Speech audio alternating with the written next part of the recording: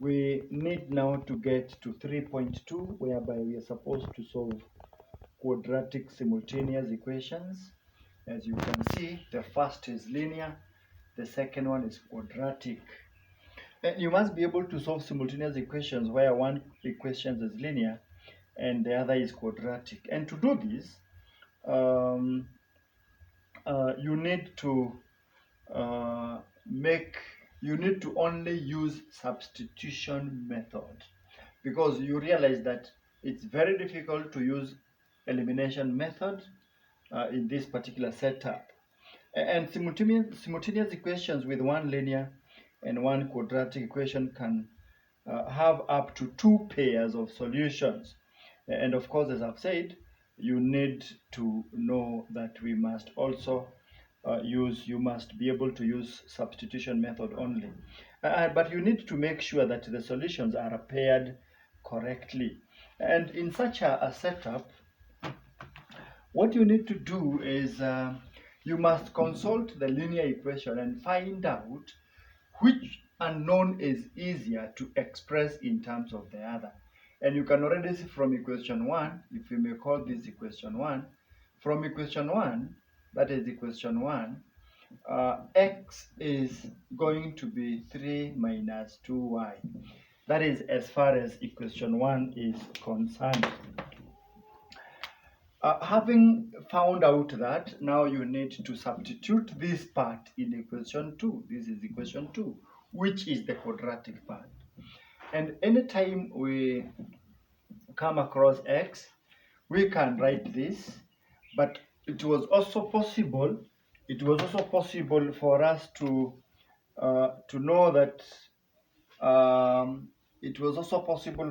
know that we can also express y in terms of x, but that is a bit difficult because we'll have to divide everything by 2. So let's just use that part. So x, anytime we come across x, we write 3 minus 2y. This is squared plus 3. There is another x, 3 minus 2y, and then multiplied by y, which is equals to 10, as far as equation 2 is concerned. Now, this one gives us some bit of work to multiply out values. Of course, this bracket squared, 3 squared we get 9, and I hope all of you know how to multiply out this one. But if you've just forgotten, we can talk about 3 minus 2y, which gives us 9. Of course, apply the FOIL. 9 minus 6y plus 4y squared. And this one gives us 9 minus 12y plus 4y squared. That is as far as this first bracket is concerned. This bracket gives us something to do with, let's just enlarge it here.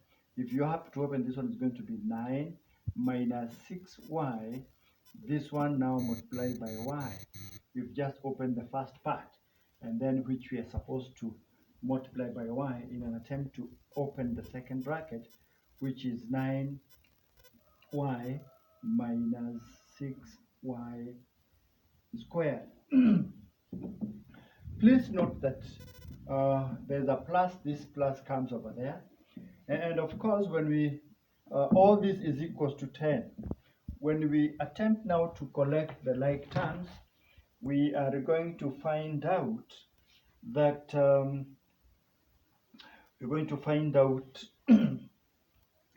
that we have something to do with 4y squared minus 6y squared, which is minus 2y squared, minus 12y plus 9y.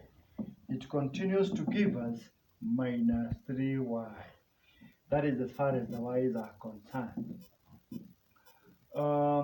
This one, of course, because it's going to be a quadratic equation, 10 will have to cross over, and we're going to have 9 minus 10, which is minus 1. And all this is going to end up being equals to 0. And now that we have such an equation, I would wish to multiply everything by -1 just to avoid the value of a being negative, and everything times -1. We have 2y squared plus 3y plus 1 is equals to 0. 2y squared plus 3y plus 1 is equals to 0. And this one becomes now an easy case. You can solve using the factorizing method, whereby we have b and ac. If that doesn't, our b is 3, our ac is 2. And here we have 2 and 1. Of course, 2y squared plus 2y plus y plus 1 is 0. And we have 2y, yes, y plus 1 plus 1, y plus 1 being equals to 0. At that point, you realize that if you take this bracket, which is repeated, which is y plus 1 is equal to 0, from that one, y is -1. Y is simply equals to -1. And when y is equals to -1, what is the value of x? We must substitute now this one, probably in this equation or any other, to find the value of x. And once we have found x, we can pair the two solutions together. When y is equals to -1, x is equals to 3 minus 2 minus 1. And you can already see we have x is equals to 3 plus 2, which is 5. So at that particular point, you can see that we can already say if x is 5, then y is -1. And that is a perfect pair of solutions. And when 2y plus 1 is the one which is now equals to 0, because we have these two brackets.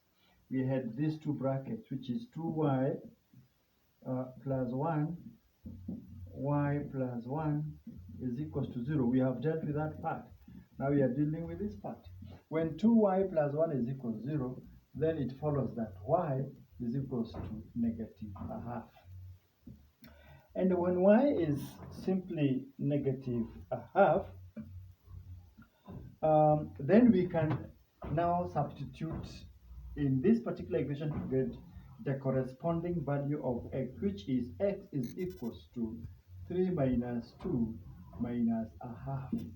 And this one takes us where we find x is equal to 3 minus 2 times minus 1/2 is equals to 1, and x is equals to 4. Again, we can pair these solutions, 4 minus 1/2. That means what? In this particular setup of equation, when x is equals to 5, y is equals to -1.